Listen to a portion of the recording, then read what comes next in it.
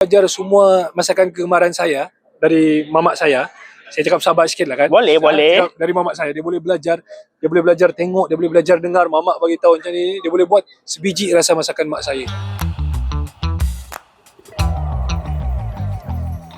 Sebagai seorang lelaki kan, pandai masak tak? Pandailah, kalau yang biasa-biasa telur, yang biasa-biasa, yang basic-basic boleh lah. Oh, terlalu biasa tu Terlalu biasa, yang biasa-biasa punya. Biasa-biasa je lah. Yang kalau yang dah melibatkan resepi 5-6 macam tak boleh dah. Resepi Khairul Amir pun tak pernah buat Saya tak berani cubalah. Saya tak berani cuba. Sorry cikgu. Sorry cikgu. Okeylah, selepas mendirikan rumah tangga kan, mungkin boleh tak kongsikan mungkin antara masakan isteri yang paling digemari?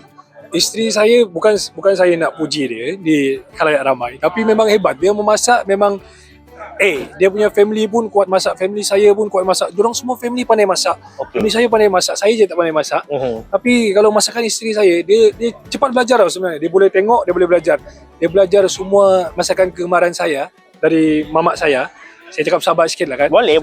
Dari mamak saya, dia boleh belajar tengok, dia boleh belajar dengar mamak bagi tahu macam ni, dia boleh buat sebiji rasa masakan mak saya. Salah satu contoh. Banyak. Saya ada kegemaran, saya ada satu mangga, sambal mangga. Sambal mangga ni dia dengan belacan. Dia macam kerabu mangga. Tapi ada detail yang spesifik yang saya punya. Dia boleh buat. Banyak lagi lah. Ada ikan bilis lada putih, ada ayam masak merah yang khas saya punya, ada ayam kurma. Dia nampak bunyi sama, tapi cara buat tu lain sikit. Dia complicated sikit. Boleh kongsikan pula rutin diet MK, mungkin macam mana, ada dah mula start kat sugar ataupun karbo untuk menjaga kesihatan dan juga bentuk badan? Kebelakangan ni memang kena jaga sebab yalah kita meningkat, usia ni meningkat dan kesihatan tu sangat penting. Sangat-sangat penting. Dari pemakanan paling penting, dari gaya hidup, tapi pemakanan especially. Macam dulu MK tak kisah, MK bedal je makan, minum bedal je macam-macam.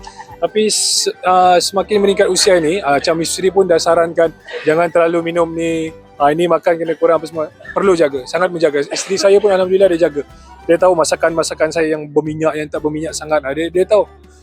Sekarang ni anak umur berapa? Setahun 8 bulan. Okey, sebagai seorang bapa, adakah anak juga macam MK dah didik ataupun dah mula orang kata tegas untuk mengawal pemakanan anak? Tak boleh makan junk food, tak boleh makan jajan, tak boleh makan aiskrim, gula sebagainya. Dia kalau kita terlalu tegas pun, kesian untuk dia. Untuk dia, sebab dia budak kan.